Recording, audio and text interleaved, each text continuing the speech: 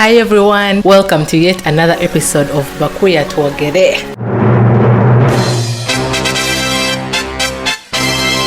Now it is Pride Month and we just realized there's a lot of things about Pride Month that a lot of LGBTQ women out there don't know. So we decided as Freedom and Rome to do podcasts talking about Pride Month. So today we would like to talk about the history of Pride Month. Do you even know what the history of Pride Month is? Today we have one of the founding members of Freedom and Rome Uganda and one of the pioneer activists of the LGBT movement in Uganda. Thank you so much, Jean. My name is Pepe Julian Onjima. I am a Ugandan. I currently work with Sexual Minorities Uganda, which is a network of LGBTIQ organizations in Uganda. I'm a trans man. I live in Uganda, and I'm very happy and excited to be on this show today. We are happy to have you too.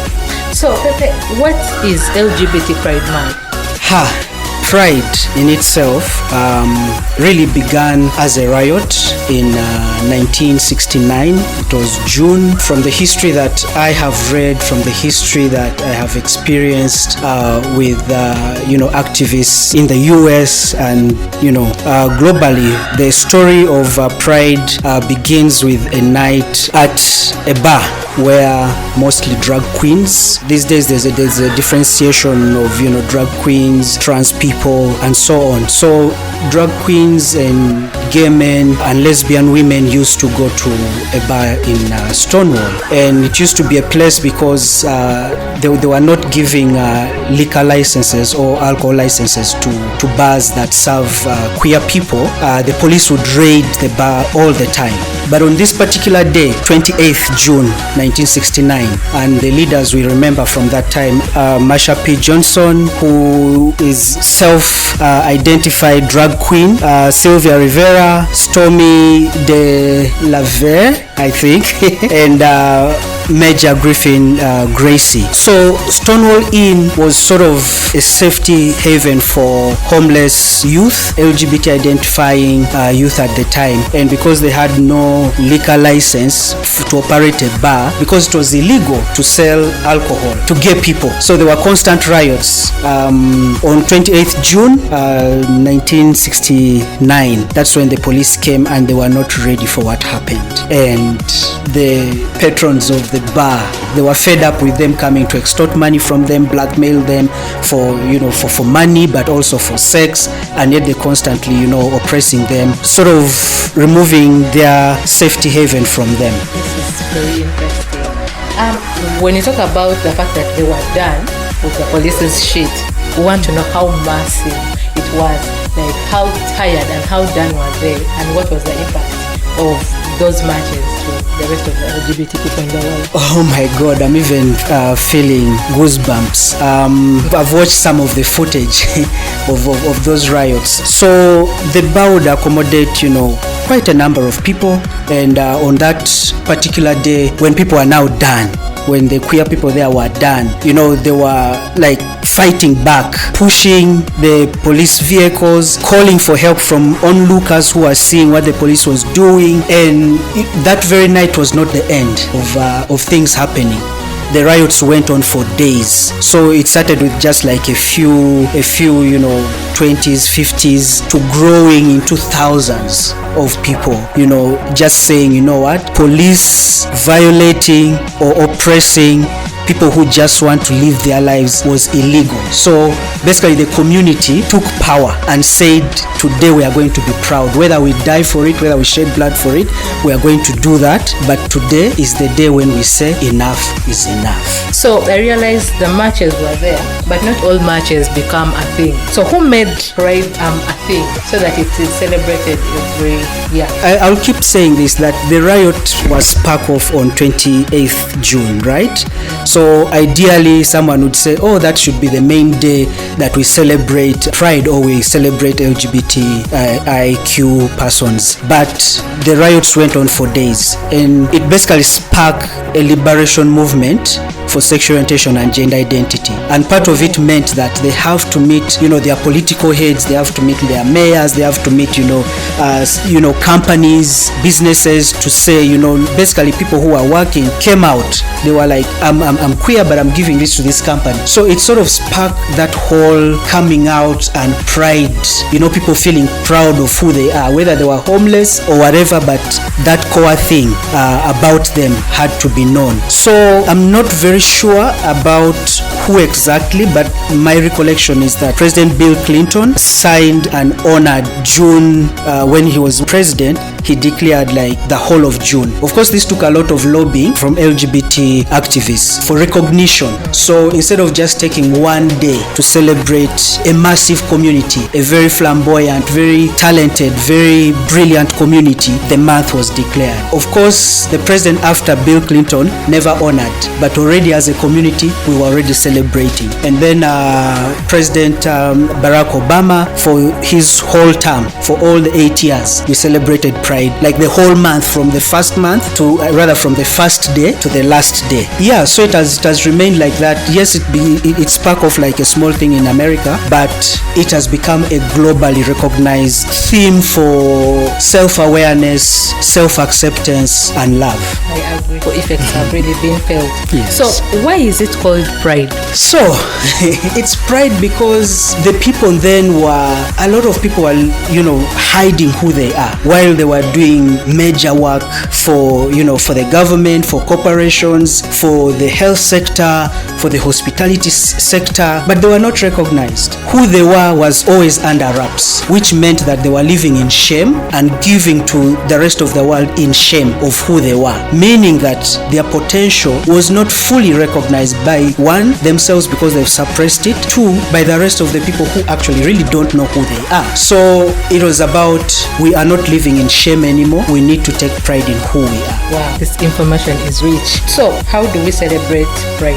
How is it celebrated, even in other countries? So for the first Pride March, all those very first ones that were there, again, it was just about freeing yourself. And part of freeing yourself is just taking off your clothes and saying, I'm free. I'm not going to wear this jacket. I'm not going to wear these trousers. I'm going to wear like really short things because I'm proud of the way my body looks. I'm proud of who I am today. So part of shedding off shame is basically shedding your clothes. Shedding your clothes. Wow. That's the practical way that you can begin to free yourself. So during the Pride March, people came in, feathers, less clothes. Some came in a lot of material, because remember the history is on the benchmark of drag queens. Yeah. So drag queens, the extra clothing, the makeup, and all that flamboyance. And the rainbow flag. All the colors, all the colors. Yeah. So most of the celebration really of that pride and of the freedom, or the beginning to feel free, has been that way.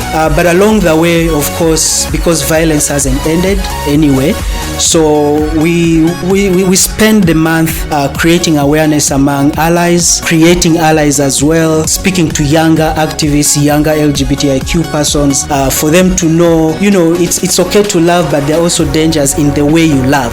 So how do you keep yourself safe? How do you keep your pride? How do you keep that pride safe? So we spend, from 1st to 30th June, just the celebrations are there. We celebrate through education, we celebrate through awareness raising, we celebrate through giving to each other, various ways that make us feel recognized and proud of ourselves. So you talked about the people who birthed Pride Month. Can we maybe talk about something about each of them? Because I realize we might know Pride Month, but we don't know who those people are, or we don't even know who they are in their own capacity. Maybe we just know them by name. So can we maybe talk about every one of them? You mean the 4 people that I'd mentioned? Yes. I think I resonate so much with Masha P because I had an opportunity to be on a committee that was reviewing a piece of documentary about her life or his life, because he was a self-proclaimed gay liberation activist, but he was also a drag queen. So I guess the pronouns, I don't want to get them wrong. The other two people that I'd mentioned, Storm, was an artist, a musician, and then there was Gracie, who was a homeless youth who actually used to reside in Stonewall Inn. Sylvia Rivera as flamboyant, outspoken, just as Marsha P. And really briefly, that is it. Okay, so you mentioned that you were on the committee of Marsha P. Johnson's documentary. Yes. Could you tell us more about that? So there's a friend and filmmaker called David Franz. He's a gay, film icon, a journalist that I had the privilege to meet when I was working on my own documentary, Voices of Abasiazi, with my late friend Tim. So David Franz was making this. He made this documentary called The Death and Life of Marsha P. Johnson. And I know the title seems a bit, why do you start with death or whatever? But it's because Marsha P. really began to live in each of our minds, in our hearts after Marsha P.'s death. It's something that you can look up. I think it was on Netflix at some point. I don't know if it's still there for free viewing. It can tell you a lot. It's sort of an investigative kind of setting. So fast forward, let's talk about Pride at 50. What were the unique things, or what were the achievements of Pride by the time we made 50? So many things have really happened. Pride beginning just in New York on Christopher Street has had a ripple effect to us. We are here in Uganda in June talking about Pride. It's had some massive impact, of course, and I like that we are calling it Pride, because for quite a while everyone has been calling it Gay Pride, which meant that it's sort of leaving other people out. Of course, on the other hand, you would say it is Happy Pride, because the other term for gay is happy, right? But politically, it narrows down to only one community on the LGBTIQ spectrum, and I think that caused a bit of issues. But Pride. So of course, it created awareness across the globe for LGBTI persons, and they need an agency for us to celebrate ourselves, whether you're just in your house, whether you're out on the streets, because even the first Pride, like when it was declared as Pride, leave alone Stonewall Riots. The Stonewall Riots were a bit, but Pride, there were like few people. People were scared because police brutality was still a thing. I mean, to date it is, but that one was particularly, focused on gay and trans and drag queens was a thing. But today, of course, it's been a source of fundraising to support work across the globe for LGBT freedoms. It's caused, political capital. It's so many people during Pride. A lot of the businesses are actually owned by LGBT people. It's a chance for you to showcase your work, to get clients, and so on. So it's still a political avenue for us to continue advocating for ourselves in a very heteronormative environment. Thank you so much. So you mentioned something about a certain documentary you were shooting. Just tell us the name so that we can look for it during our free time. It was a documentary project that I embarked on with an American friend of mine who unfortunately passed away in 2018. Rest in peace, Tim McCarthy. The project was Voices of Abasiazi, and that was about reclaiming our power. It was our sort of like our Stonewall, telling positive stories. Personally, I've been on, I still am on a lot of news that usually really just needs me to, whereby the journalists need me to confine myself to misery. And I'm like, no, I'm not as miserable as you want me to portray myself. There are components of me that are really happy. Why aren't you focused on that happy side? So the documentary was basically about showing an alternative part of queer Ugandans to Ugandans. The documentary was really focused on being produced here in Uganda. Thank you so much, Mr. Pepe Julian Onjima. It has really been a great conversation and very educative. Catch us next Friday as we are talking about Uganda's Pride. Thank you so much for having me. And happy Pride to everyone. You're welcome. Happy Pride, everyone. We remain Bakuya Twogere. She said what she said.